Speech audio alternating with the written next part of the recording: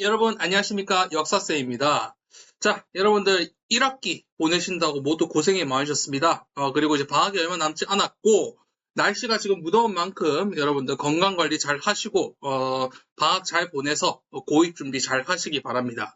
자, 왜 뜬금없이 지금 3학년 2학기 때 배울 내용을 이제 미리 선생님이 자료를 올려주냐 하면, 여러분들 잘 아시다시피 3학년 2학기는 일정이 되게 빡빡합니다. 11월 달 중순에 기말고사가 끝나고 여러분 2학기 성적이 나오는 만큼 방학 때 어느 정도 2학기의 내용을 미리 좀 전체적인 흐름을 알아놓지 않으면 상당히 쫓아가기가 좀 어렵습니다. 그렇기 때문에 강제는 아니에요. 여러분들이 이제 선생님이 이번 시간부터 해서 교과서 98쪽부터 131쪽까지에 해당하는 내용을 교과서로 이제 미리 교과서 자료를 통해서 전체적인 흐름을 설명을 할 겁니다. 이거를 들으시고 방학 동안에 어느 정도 기본기를 좀 다져 놓으시기 바랍니다. 그리고 2학기 때 수업은 여러분들이 이 강의 영상을 전체적으로 한 번씩 들었다는 전제하에 이제 수업 시간에는 이 전체적인 교과서 98쪽부터 131쪽까지의 흐름을 전체적으로 정리하는 방식으로 수업을 진행할 겁니다. 그렇기 때문에 이 영상을 전체적으로 한번 꼼꼼히 들어주시면 감사하겠습니다. 자, 그럼 지금부터 교과서 98쪽부터 107쪽까지 오늘은 그렇게 하도록 하겠습니다. 고려시대의 원간섭기와 공민왕의 개혁정치, 그 다음에 그 이후에 신진사대부와 신흥무의 세력의 등장, 그 다음 파트로는 고려 문화가 있죠. 이번 강의에서는 그 내용들을 한번 다뤄보도록 하겠습니다. 자, 그럼 교과서 98쪽입니다. 자, 교과서 98쪽 원간섭기, 권문세족이 등장하다라는 그 파트입니다. 자, 고려가 수십여 년에 걸친 몽골의 침략을 끝까지 버텼지만 결과적으로 고려가 항복을 하게 되고 이제 원나라의 신하국을 받는 그런 시기가 찾아오게 됩니다. 그게 바로 원간섭기예요. 자, 고려 정부가 개경으로 환도한 뒤 원은 고려의 제도와 풍속은 인정하면서도 고려의 자신들의 영향력을 확대하고자 하였습니다. 자, 그렇기 때문에 1278년까지 다루가치라는 관리를 파견하여서 고려의 내정을 간섭했습니다. 이 다루가치라고 하는 관리는 고려의 내정 간섭을 담당하는 그런 지방관이었는데, 원간섭기 내내 파견되는 게 아니라 나중에 이제 정동행성 체제가 자리를 잡으면서 이제 고려의 내정 간섭 전문 기구로 변신하게 되지 않습니까? 정동행성이 그러면서 다루가치는 1278년까지만 파견이 되었지만 그래도 이제 원간섭기 초기에 고려의 내정을 전문적으로 간섭받은 그런 관리를 파견했다. 간섭하고 화주의 쌍성총관부, 서경의 동령부 등을 설치했습니다. 자, 그래서 고려의 영토를 어느 정도 보존해줬지만 아주 알짜배기이고 중요한 지역은 이제 식민지 기구를 설치를 해서 직접적인 그런 지배를 했습니다.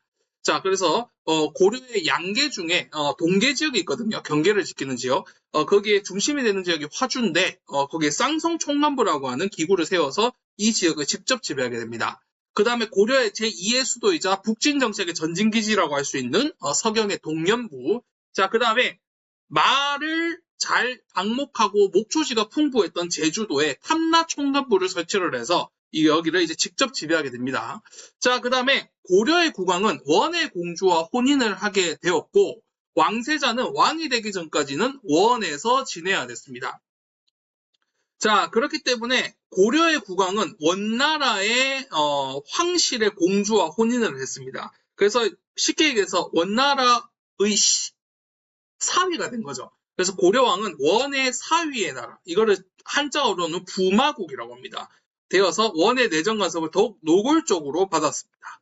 자, 그래서 지금부터 이제 원간섭기 시기의 고려왕은 순수 고려인이 아니라 반드시 고려의 왕실과 그 다음에 원나라 황실의 그런 혼혈아만이 고려의 왕이 되는 그런 형태를 취하게 됩니다. 그리고 이 왕세자는 왕이 되기 전까지는 원나라의 수도, 대도, 지금으로 치면 베이징이죠. 거기에 인질로 잡혀 있어서 원나라 황제가 고려왕으로 임명을 하기 전까지는 볼모 인질로 잡혀 있었어야 됐습니다. 자, 그래서 원나라 공주와 혼인하여 태어난 아들만이 왕세자가 될 수 있었고, 이것은 원이 자연스럽게 고려의 왕을 임명할 수 있는 체제가 완성이 됩니다. 그래서 원나라의 허락 없이는 고려 왕이 될 수 없었고, 그 다음에 중간에 원나라에게 저항을 한다거나 아니면 이제 좀 개혁을 진행을 해서 원나라의 신기를 사면 왕이 교체가 되거나, 그 다음에 왕위에서 쫓겨나서 유배를 가게 되거나, 그런 아주 운명을 처하게 됩니다. 자, 그 다음에 고려 왕실의 호칭과 관제 등도 격화가 되었습니다. 여러분들, 이거 1학기 기말고사 때 아주 중요하게 다룬 내용이었죠. 자, 고려는 내부적으로는 황제국 체제를 지향했습니다. 그 대표적인 근거들이 여러 가지가 있었죠. 자, 그 중에 이성육부제라고 하는 그런 관제조차도 고려가 독자적인 황제국이라고 하는 근거였습니다. 왜냐하면 고려의 이성육부 자체가 중국 황제의 그런 관제라고 할 수 있는 삼성육부에서 착안을 했고, 그 다음에 그 관부의 명칭도 거의 그대로 썼지 않습니까? 중국과 대등하게. 그랬기 때문에 그 이성육부라는 관제도 이제 고려가 황제국이라고 하는 근거가 되었습니다. 자, 근데 이거를 이제 격화당하게 된 거예요. 자, 그래서 이성은 첨의부라고 하는 그런 부서로 중서문화성과 상서성이 첨의부로 격화가 되어서 통폐합이 되어서 여기서 이제 그걸 하게 되고, 성이라고 하는 것은 황제국에서만 쓸 수 있는 관부명입니다. 그래서 이 신하국은 부를 써야 돼요. 자, 그 다음에 육부를 이제 부보다 더 낮은 거죠. 자, 그 다음 사사. 그래서 성, 부, 사, 리 이런 식으로 관부가 작아지게 되는데, 그래서 이제 성을 쓰지 못하고 성 밑에 부를 쓰고, 그 다음에 부였던 것이 더 낮은 사로 가게 되면서 이제는 황제국의 관제가 아니라 신하국의 관제를 쓰게 됩니다. 그래서 이성육부가 첨의부와 사사로 격화가 되었고, 그 다음에 고려의 왕실을 칭하는 여러 가지 용어들도 격화가 되었습니다. 황제를 수식하던 폐하, 그래서 고려왕은 황제폐하라고 주로 불렸었죠. 자, 이것을 주상전하라는 표현으로 격화가 되었습니다. 자, 그 다음에 다음 왕이 될 사람을 황태자라고 고려에서는 불렀는데, 이걸 이제 왕세자로 격화가 되었고, 그 다음에 유교식 황제의 명칭, 이제 묘호를 태조, 세종, 정조, 이런 식으로 조와 종을 썼는데, 충땡왕으로 바뀌게 됩니다. 이 충이라고 하는 것은 원나라에게 충성하는 신하국의 왕이라는 뜻이죠. 그래서 충땡왕으로 격화가 되었고, 자, 여러분들 사극이나 역사 영화에서 보시면 황제들은 짐이 명하노라, 짐의 명령을 듣지 못하였느냐, 이런 식으로 짐이라는 표현을 씁니다. 근데 여러분들 조선시대 사극이나 이런 걸 보시면 과인이 명하노라, 과인이 오고 있다, 이런 식으로 쓰죠. 자, 그래서 고라는 표현은 잘 안 썼습니다. 그래서 황제를 표현하는 짐이라는 용어를 고 또는 과인이라는 용어를 많이 썼습니다. 이런 식으로 이제 원래 요나라나 금나라 같은 경우는 표면적으로는 고려를 신하국으로 두었지만 고려 내부적으로는 이런 고려의 독자적인 그런 황제의 천하관을 인정을 해줬습니다. 그렇기 때문에 고려는 외적으로는 왕을 칭하지만 내부적으로는 독자적인 황제국이었죠. 그런데 그 시스템이 완전히 무너진 겁니다. 그래서 원나라의 간섭을 받는 원간섭기 때부터는 100% 원나라의 신하국, 제후국이 되었다라는 그런 모습으로 볼 수가 있습니다. 그래서 왕의 임명과 여러 가지 정치적인 것조차, 세세한 것조차 원나라의 간섭을 받았기 때문에 그렇죠. 자, 그리고 다루가치가 파견되지 않은 이후로부터는 이제 아까도 얘기했죠. 다루가치가 1278년까지만 파견이 되었다고. 그 대표적인 이유가 이제 원나라에서 이제 고려를 전문적으로 내정 간섭할 기구인 정동행성을 세웠습니다. 정동행성은 원래 고려의 내정 간섭 기구로 출발한 건 아니었습니다. 일본을 정벌하기 위한 군사 기구였어요. 정동. 고려보다 더 동쪽을 정벌하기 위해서 만든 행성 군사기구라는 뜻이었습니다. 근데 이제 이 정동행성에서 두 차례의 고려와 몽골의 연합군이 갔지만, 이제 여름, 태풍이 불던 시기에 갔기 때문에 두 번 다 실패를 하게 되죠. 그러면서 일본은 이때 태풍을 카미카제라고 부르기도 합니다. 신께서 태풍을 부려가지고 외적을 물리쳤다라고 해서 그 카미카제의 그런 어원이 되기도 했는데, 그래서 결국 실패로 끝나게 되죠. 그러면서 이 세운 기구를 그냥 없애버리기는 아까우니까 고려의 내정을 간섭하기 위한 통치기구로 변모가 되고, 이게 고려의 전문적인 내정 간섭 기구가 되게 됩니다.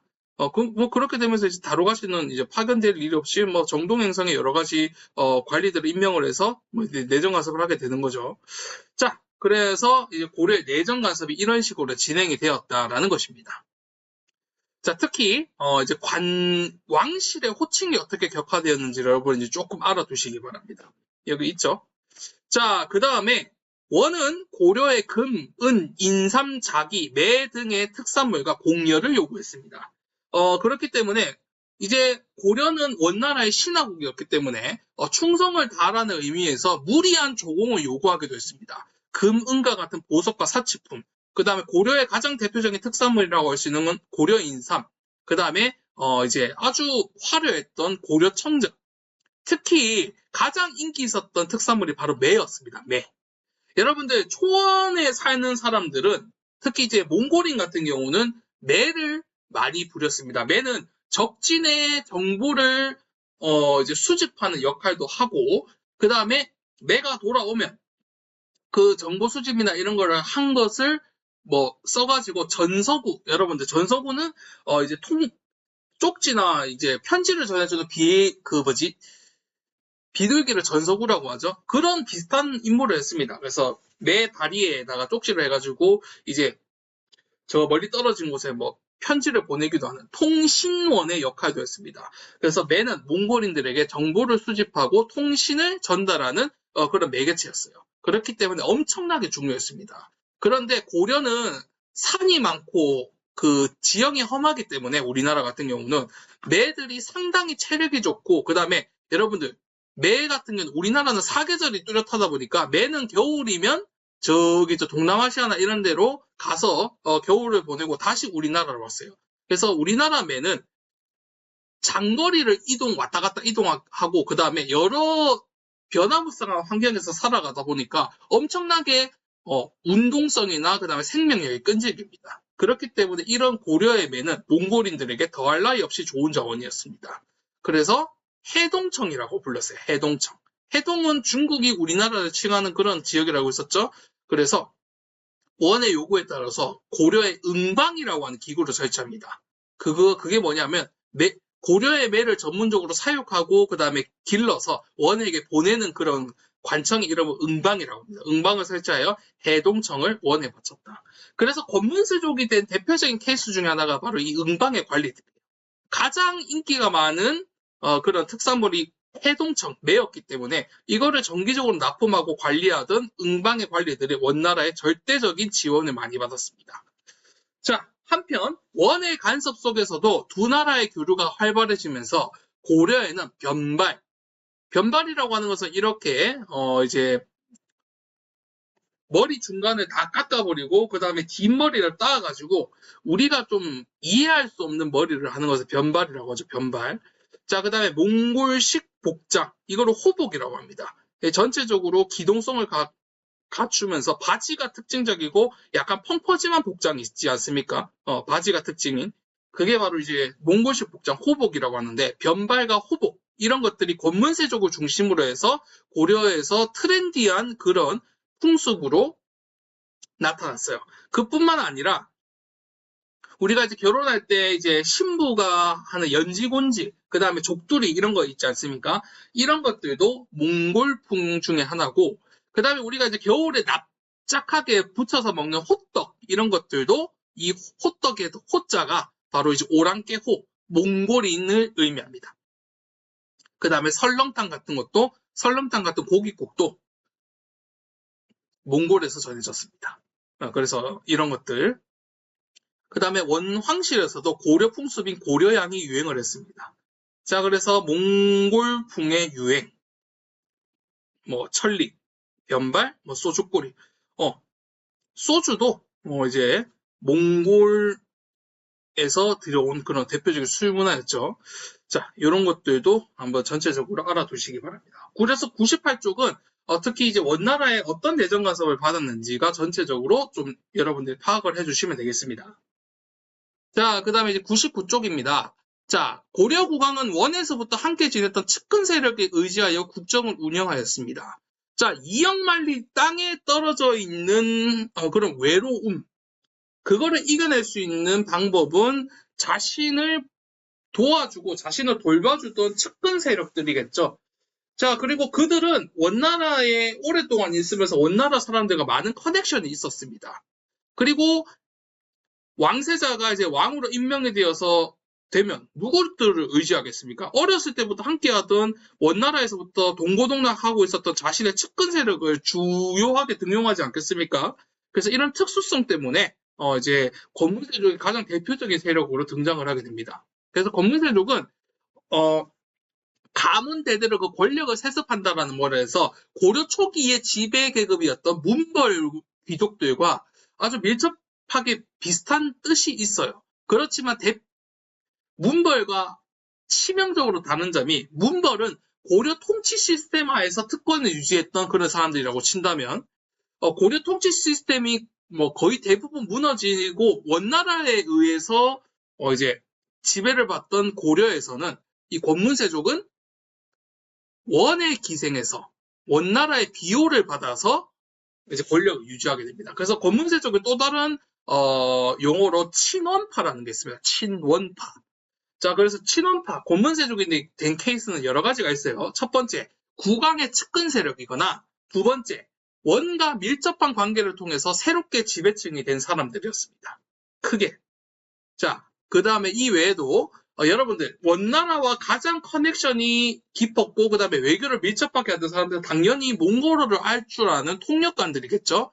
자, 원래 언어 시험을 쳐가지고 통역관이 돼야 되는데 이게 고려시대 과거제에서는 잡과였습니다. 잡과. 여러 가지 기술들을 섞어가지고 한꺼번에 시험을 치니까 잡과겠죠. 이 통역관들은 저 잡과에서 뽑았습니다. 그래서 대우를 많이 못 받았는데 이 몽골어를 할 줄 안다라는 이유만으로 원간섭기에는 아주 주요한 세력으로 성장을 하게 됩니다. 그래서 몽골어에 능통하거나 원에서 과거에 합격한 사람들이 권문세족이 되기도 하였고 아까 선생님이 얘기했다시피 응방의 관리들도 권문세족이 많이 되었습니다.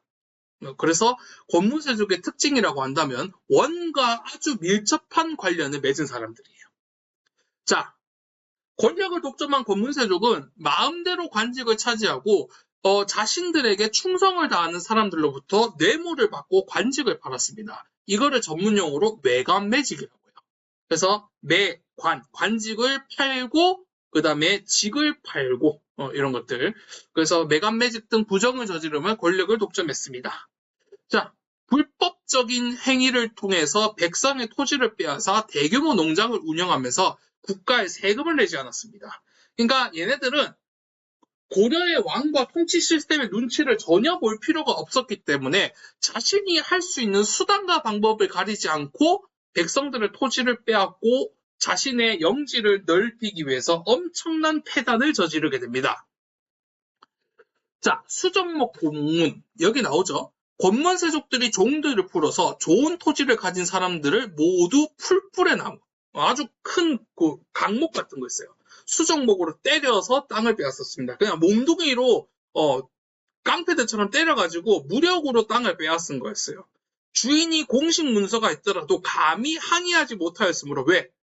땅 문서가 있어도 맞아 죽을까봐 감히 말을 하지 못하겠죠?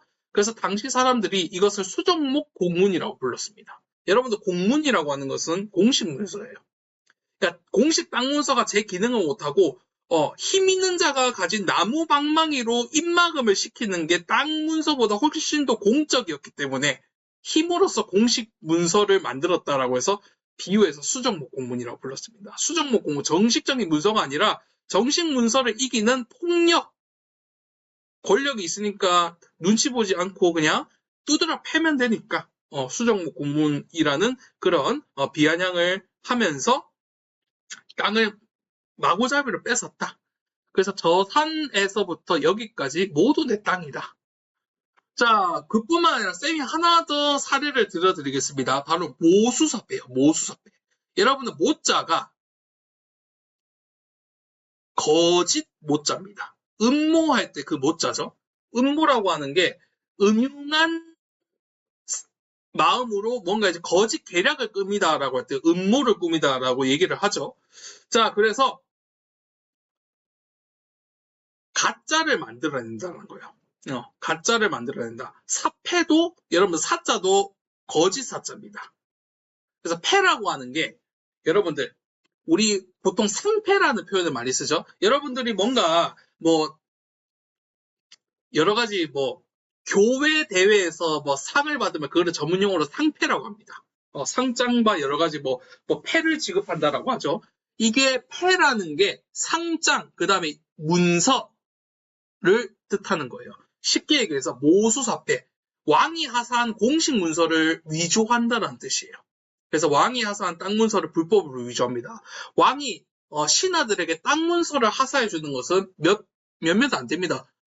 정말 큰 공을 세웠거나 그 다음에 여러 가지 관직에서 승진을 해가지고 그 대가로서 땅을 지급받았거든요. 그런 케이스들밖에 없습니다.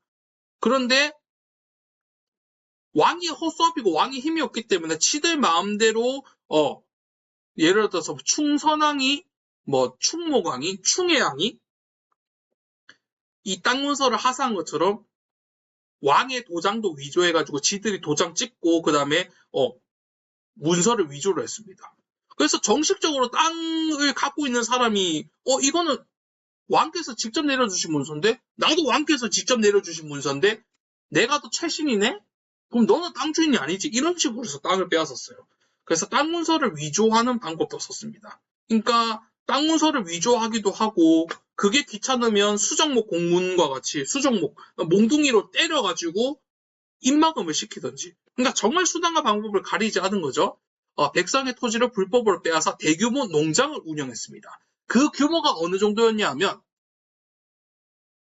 여러분들 고려의 행정구역은 부목군현이거든요. 5도 양계에서 부목군현이 있습니다. 부라고 하는 것은 지금으로 치면 광역시 정도 되는 거예요. 광역시. 울산, 부산, 대구 정도 되는 규모고 목이라고 하는 것은 일반 시입니다. 경주시, 포항시, 구미시 이런 것들. 그래서 건문세족 개인이 부 또는 목 정도 되는 땅을 가지고 있었습니다. 그러니까 쉽게 얘기해서 한 사람이 울산 전체의 땅 또는 울산 전체보다 더 많은 땅을 가지고 있었다는 거예요. 그렇기 때문에 건문세족의 땅의 경계는 산과 하천을 경계로 했습니다. 산과 하천을 경계로. 자, 그렇기 때문에 백성들이 땅을 엄청나게 많이 잃었겠죠. 땅을 잃은 농민은 건문세족의 노예로 전락했습니다. 건문세족의 농장은 세금을 내지 않고 그 다음에 노예가 되었다라는 것은 건문세족의 재산이 되었기 때문에 노예가 된 농민들도 세금을 내지 않겠죠. 그러니까 국가재정이 엄청나게 줄어들고 왕권도 하락을 하게 되겠습니다. 이게 정말 심할 때는 고려 전체 토지의 약 70% 정도가 건문세족의 소유의 개인 땅이었어요. 그 말은 그 땅을 빼앗긴 백성들도 거의 대부분 도망을 치거나 건문세족의 노비가 되었다는 뜻이겠죠. 그러니까 국가재정이 제대로 거칠 리가 없죠. 그러니까 이게 큰 문제였습니다. 건문세족이 소유한 대농장은 워낙 넓어서 산과 하천 또는 강을 경계로 할 정도였어요. 거기다가 불교 사원도 많은 토지와 노비를 소유하여서 여러 폐단을 드러냈습니다. 이게 불교는 여러분들 생산활동을 하지 않고 그러니까 종교시설이다 보니까 생산활동을 따로 하지 않습니다. 하지만 백성들의 사상을 어루만져주고 그 다음에 국가의 중요한 사상과 종교이다 보니까 많은 후원을 받습니다. 땅도 하사받고 노비들도 하사받아서 그 노비들에게 여러 가지 농사를 짓게 하거든요. 거기다가 플러스 건문세족들도 불교를 엄청나게 많이 지지했습니다. 왜? 건문세족이 불교를 믿음으로써 자신들의 사상의 근거 정당성이 될 수 있기 때문에. 그래서 불교에 엄청나게 많은 후원을 때려버립니다. 그래서 불교의 후원과 보호를 받은 건문세족의 후원과 보호를 받은 불교가 또 타락을 하게 되겠죠. 이거는 통일신라 말과 아주 똑같은 상황입니다. 그때도 진골 귀족의 후원이나 이런 걸 받은 애들이 너무 돈이 많고 그다음에 속세에 찌들다 보니까 부정부패가 심했죠. 그거랑 거의 똑같습니다. 권문세족의 후원과 보호를 받은 불교가 자신의 특권을 이용하여 백성들을 수탈했죠. 그래서 백성들은 정말 2중, 3중, 4중의 수탈을 받게 됩니다. 자, 이 때문에 많은 농민이 노비와 같은 처지로 몰락해갖고 조세를 부담해야 할 농민의 수가 줄어들어 국가 재정도 더욱 어려워졌습니다. 자, 그 다음에 이 권문세족은 자신들의 그런 무리를 어떻게든 권력에 집중시키기 위해서 권력에 대한 그런 독점에 대한 것도 수단과 방법을 가리지 않았습니다. 그 대표적인 게 바로 흑책정사예요. 흑책정사. 권문세족들이 관직에 오를 이름을 서로 다투며 지웁니다. 뭐 임명장이나 이렇게 명부 같은 게 있거든요. 이거를 자기가 마음에 들지 않는 거를 찍찍찍찍 꺼버리고 이렇게 씁니다. 이게 옛날에 어린애들이 글쓰기 할 때 뭔가 이제 한자나 이런 것들을 적을 때 잘 못 적으면 막 찍찍 끊고 막 다시 적고 이랬거든요.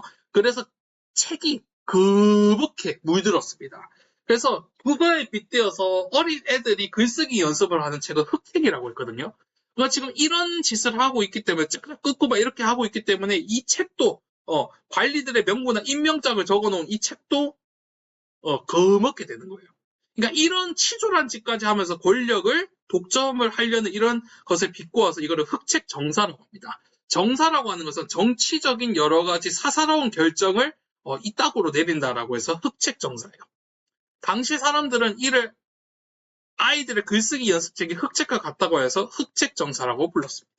그래서 흑책 정사는 권문세족이 권력을 독점하기 위해서 수단과 방법을 가리지 않는다라는 것이고, 수정목 공문과 모수사패 같은 거는 권문세족이 이제 부와 그 다음에 토지를 가지기 위해서 수단과 방법을 가리지 않고 백성들을 수탈한다라는 것이에요. 이게 바로 합쳐져서 권문세족의 횡포가 되는 거죠. 그러니까 당연히 이들이 지금 눈치를 보지 않는 것은 원나라의 비호를 받고 있는 거죠. 그래서 충선한 등은 나름대로 계획을 하고자 노력을 하였지만 원의 간섭과 권문세족의 반발로 실패하고, 개혁을 실시했던 왕들은 원나라에 찍혀가지고 왕위에서 쫓겨나거나 아니면 유배를 가거나 이렇게 되었습니다. 그러니까 참 답이 없는 시대였죠.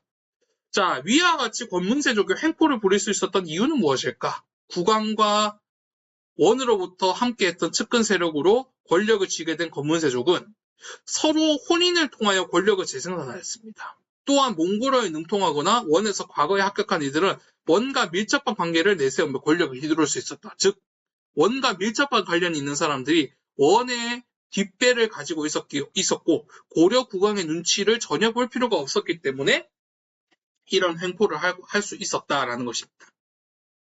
이제 백조 공민왕의 개혁 정치를 살펴보겠습니다. 자, 공민왕이라고 하는 왕이 활동하던 시기는 바로 14세기 중반입니다. 1300년대 중반.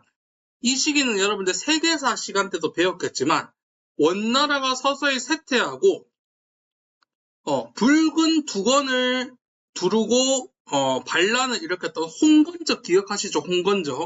홍건적이 권기를 일으키며 원나라를 쇠퇴시키고 홍건적을 중심으로 했던 주원장이 명나라를 세웠던 혼란기입니다. 그래서 쉽게 얘기해서 이 시기는 원말 명초의 시기예요. 그러니까 원나라가 고려에 대한 영향을 제대로 실시하지 못하는 혼란기입니다. 이때를 틈타서 공민왕이 반원 개혁 정치를 실시하게 되는 거죠. 자, 공민왕은 반원 개혁 정치를 실시하여 몽골식 변발과 옷을 금지시켰습니다.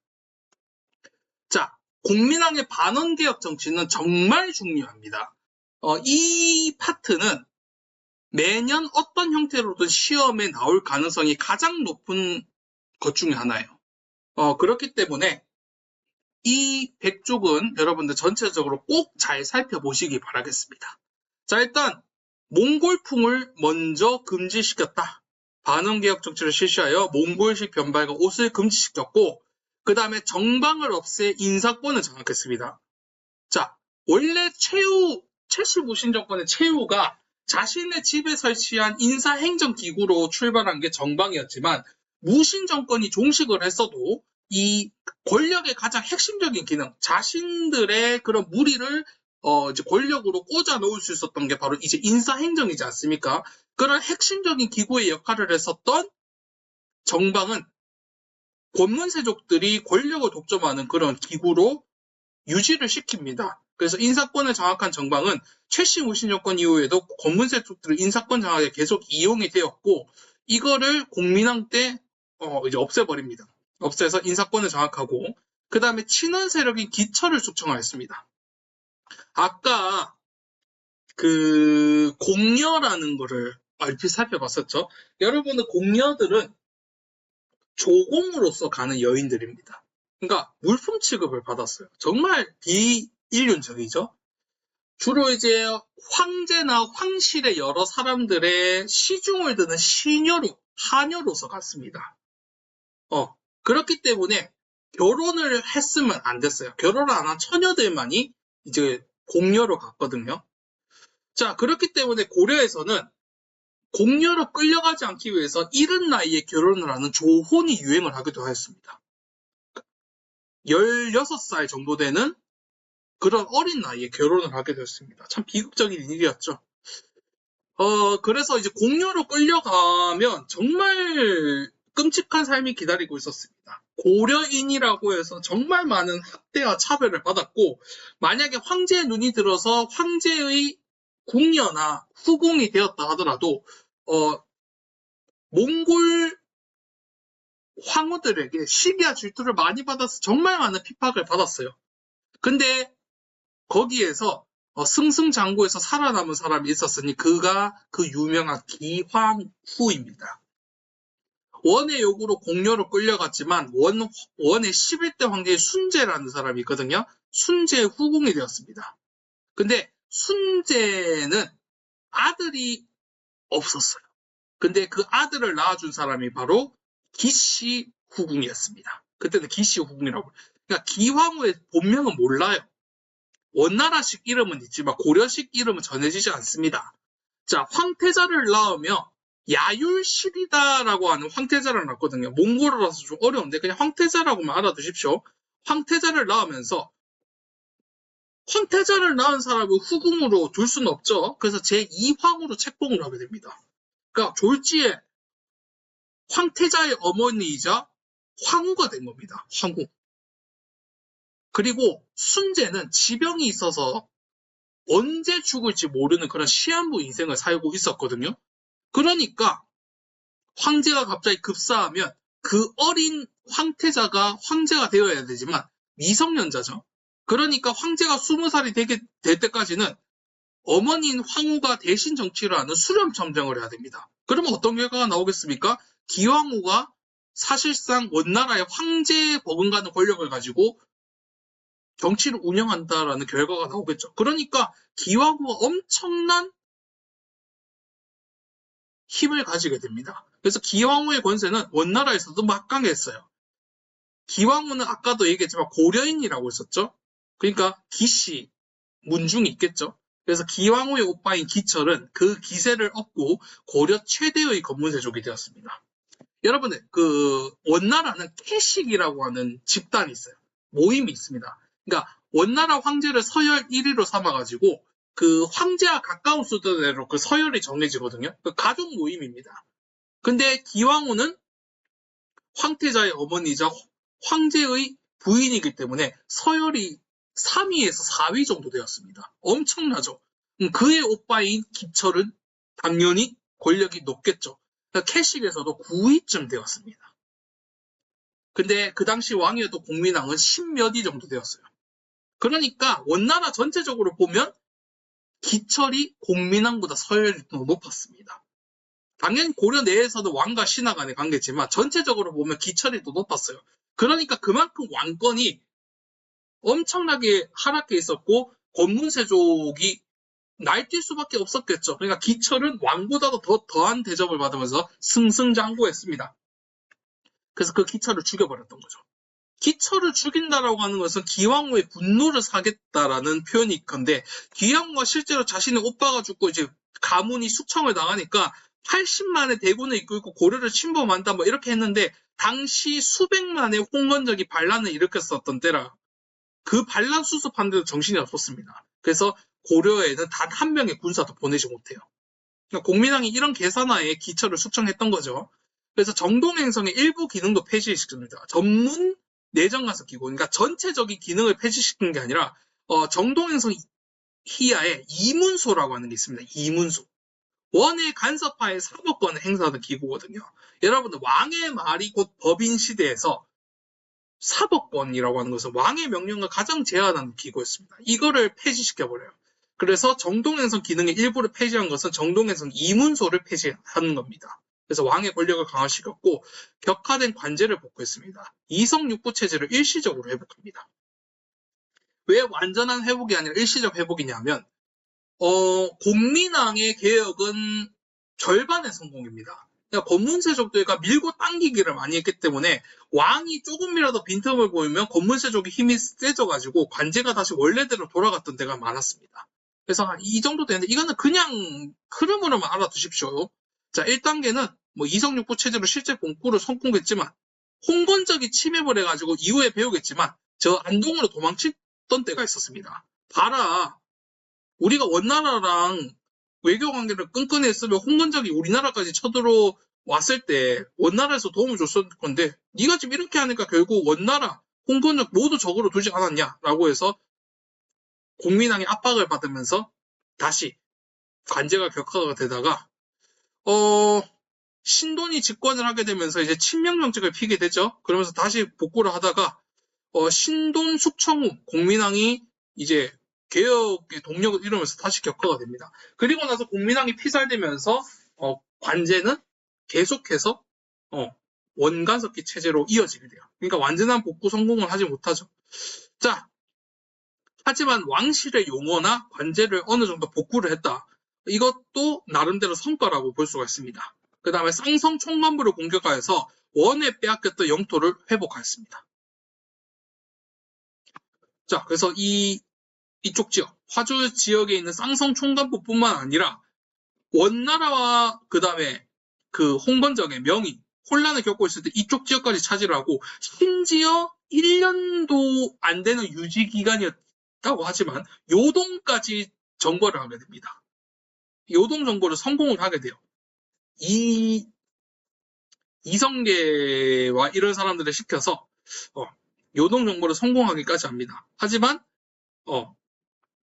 이게 유지를 하기 너무 힘들어서 포기를 하고 군량미나 이런 문제를 해서 포기를 하고 돌아오고 최종적으로 영토를 여기까지 넓히게 돼요. 고려 역사상 가장 넓은 영토죠. 그래서 이 국제정세를 잘 이용했다는 겁니다. 자, 이런 것들을 했고 공민왕의 업적 중에서 가장 중요한 것은 단연컨대 전민변정도감이라고 할 수 있습니다. 다른 개혁의 내용은 모르더라도 알긴 알아야 되는데 모르더라도 전민변정도감만큼은 꼭 알아두셔야 됩니다. 왜냐하면 전민변정도감은 권문세족의 경제적 근간을 낮추기고 그들을 공격하기 위한 가장 직접적인 정책이었습니다. 공민왕은 신돈이라는 승려를 등용을 해서 전민변정도감을 설치했어요. 전민, 밭전자의 백성민자, 변이라고 하는 것은 변별하라는 뜻입니다. 이 권문세족이 가지고 있는 땅과 백성 노비들이 불법의 여부가 있는지 아니는지를 검사하는 거예요. 불법의 여부가 있으면 바르게 돌린다는 겁니다. 그런 것을 하는 도감, 기구라는 뜻이죠. 자, 이거는 선생님이 이제 수업 시간에 설명을 하겠지만 고려 광종 때 실시했었던 노비안건법의 플러스 알파라고 얘기를 할 겁니다. 일단 첫 번째 전민변정도감이 했던 기능 중에 하나가 바로 농장의 노비를 양인으로 해방시킨 거예요. 얘네들이 토지를 빼앗기고 권문세족들이 불법에 의해서 노비가 된 사람들이죠. 노비안건법과 똑같이 불법으로 노비가 된 자들을 억울하거나 불법으로 노비가 된 자들을 변별해서 그 정황이 명확하면 양인으로 해방시켜주는 겁니다. 이것까지 노비안건법이죠. 하지만 권문세족들은 고려 전체의 약 70% 정도 되는 땅을 개인 사유지로 가지고 있으니까 국가 재정이나 쪼들리거나 왕권이 제대로 서지 않죠. 그렇기 때문에 플러스 알파. 권문세족이 불법으로 차지한 토지까지 변별을 해서 원래 주인에게 돌려주는 역할을 가져가는 겁니다. 그래서 플러스 알파예요. 전민변정도감은 여러 시험의 형태로서 많이 나왔었습니다. 일단 전민변정도감은 권문세족들의 경제적 근간을 타격시키기 위해서 실시했던 제도이고 그 기능은 두 가지가 있습니다. 첫 번째, 권문세족이 불법으로 취득한 토지를 원래 주인에게 돌려줬고, 두 번째, 농장의 노비를 양인으로 해방시켰습니다. 자, 그러나 공민왕의 개혁은 권문세족의 반발에 부딪혔고 결국 신돈이 제거되고 공민왕마저 시해당하면서 개혁을 실패로 끝나게 되지만 전민변정도감은 상당한 성과를 거두게 됩니다. 그렇기 때문에 공민왕의 반원개혁 정치에서 가장 중요한 게 바로 전민변정도감입니다. 아시겠죠? 자, 그 다음에 신진4대부의 성장입니다.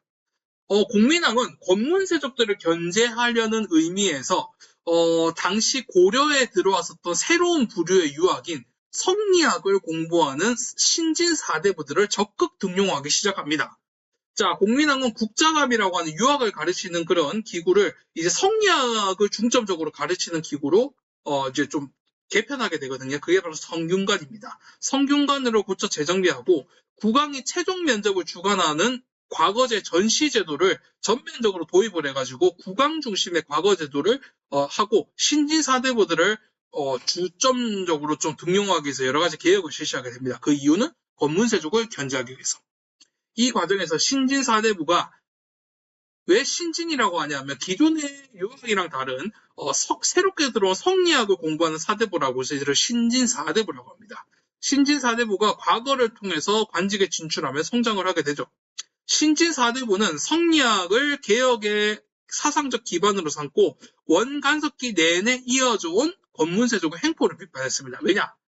이 사대부들은 청렴하고 소박하고 그 다음에 백성을 위한 정치, 국왕에게 충성을 다하는 국왕 중심의 정치 이런 것들을 강조했던 사람들이에요. 근데 권문세족이 하고 있는 것은 정반대죠. 자신들의 권력을 독점하고 왕권을 아주 지들 마음대로 주무르고 그 다음에 자신들이 모든 권력과 부를 독점하고 백성들을 괴롭히고 사치와 향락을 즐기는 자들이죠. 그렇기 때문에 권문세족과 신진4대부는 정면적으로 충돌할 수밖에 없었습니다. 권문세족의 불법적 농장 확대를 비판하며 토지제도 개혁을 주장했어요. 자, 하지만 공민왕의 사후 세력이 위축되었지만 고려의 사회 모습을 개혁하기 위한 노력을 계속했고 나중에 이들이 이성계와 같은 신흥무인 세력과 힘을 합치면서 권문세족에게 결국 이기고 조선을 건국하게 되죠. 이러한 점은 조금 이따가 살펴보겠습니다.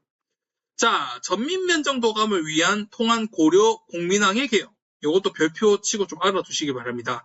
신돈이 전민변정도감을 두기를 청하고 전국에 방을 붙여 알리기를 백성이 농사를 지어온 땅을 권세가들에게 거의 다 빼앗겼다. 자, 돌려주라고 판결한 곳도 그대로 가지며 양민은 노비로 삼고 있다. 이제 도감을 또 고치려고 하니 스스로 잘못을 알고 고치는 자는 죄를 묻지 않겠다. 그러니까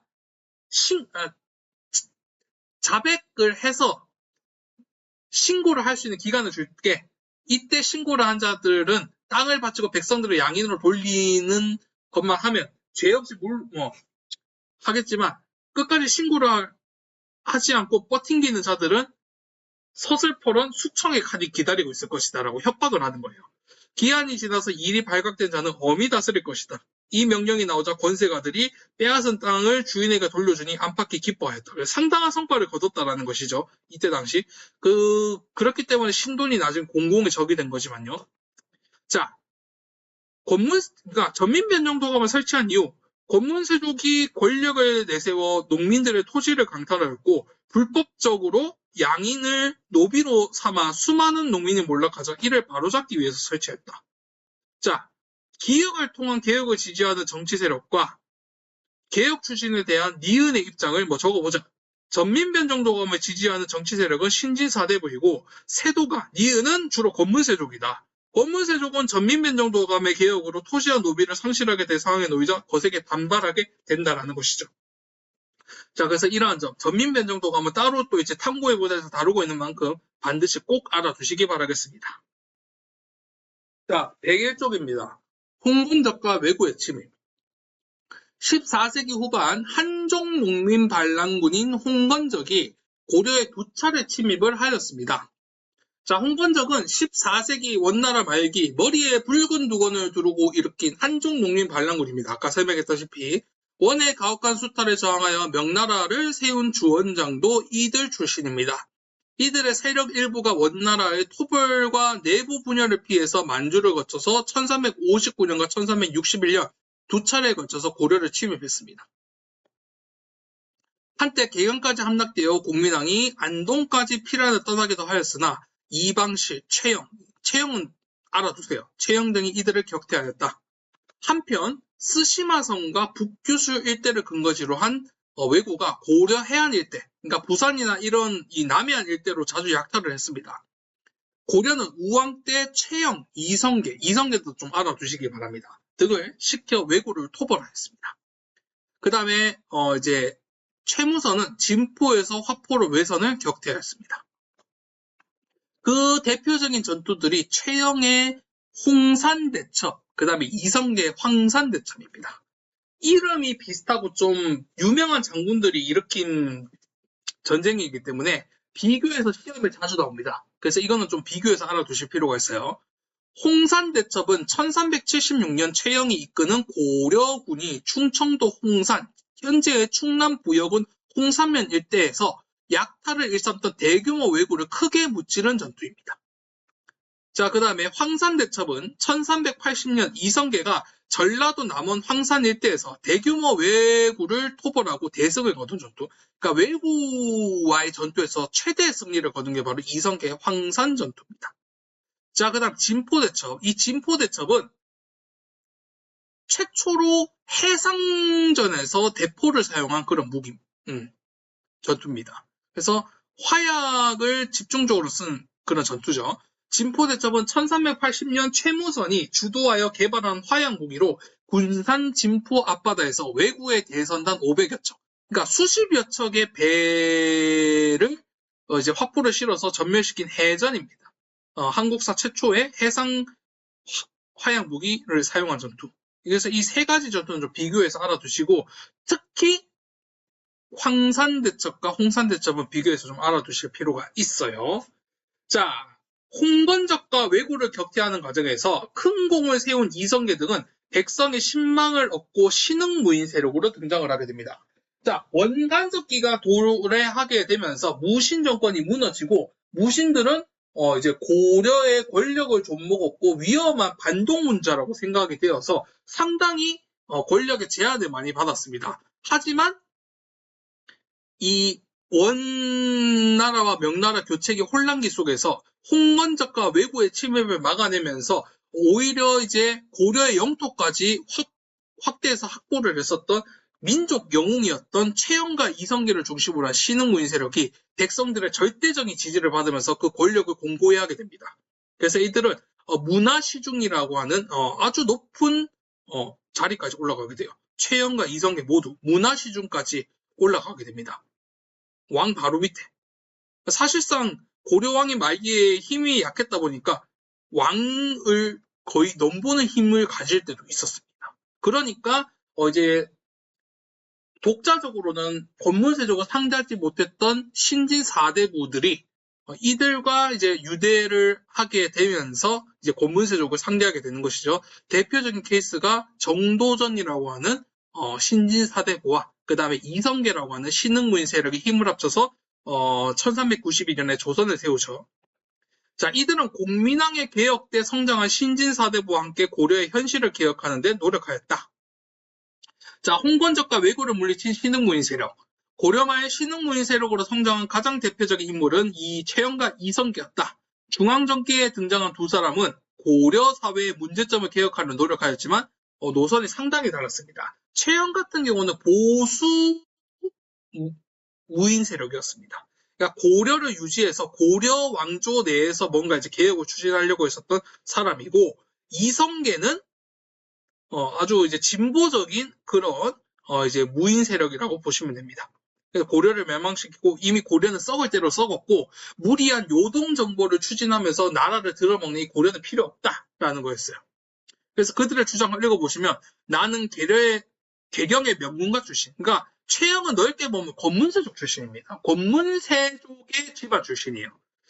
공민왕의 쌍성총관부 수복대에 큰 공을 세웠고 홍건적과 왜고를 물리쳤지요. 우왕 때 문화시중에 올랐고 여문방 등 간신배를 숙청하였습니다. 그래서 나는 우왕의 장인이기도 하였소.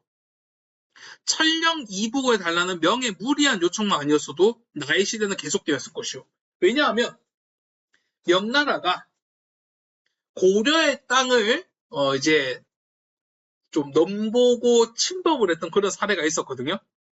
그렇기 때문에 우리는 명나라의 땅을 한 치도 줄 수 없다. 오히려 이때야말로 요동 정벌을 하기에 적기다라고 해서 무리한 요동 정벌을 추진했기 때문에 그렇습니다. 이성계는 나는 공민왕의 쌍성총관부 수복 때 큰 공을 세워서 고려 실력자로 떠오른 이저춘의 아들로 태어났소. 나 역시 수많은 홍건적과 왜고를 물리쳤다오. 명에 대한 생각이 최영 장군과 달라 적이 된 것은 안타까운 일이오. 그래서 이성계 같은 경우는 명나라 정벌을 반대했거든요. 요동 정벌과 명나라와의 대적을 반대했습니다. 그래서 이건 도저히 아닌 것 같다라고 해서 그 압록강에서 군을 되돌리죠. 그게 바로 그 유명한 위화도 해군입니다. 위화도 해군을 통해서 군을 돌린 이성계는 최영과 우왕을 몰아내고 실권을 잡게 되죠. 그렇기 때문에 이런 얘기를 하는 겁니다. 새 나라를 여는데 그 정도 희생은 어쩔 수 없었다오 라고 해서 그들의 대립을 나타내고 있습니다. 그들의 대립은 나중에 조선 건국 때 조금 더 자세하게 살펴보겠고 최영과 이성계를 중심으로 해서 이 신흥부인 세력도 같이 알아두시기 바라겠습니다.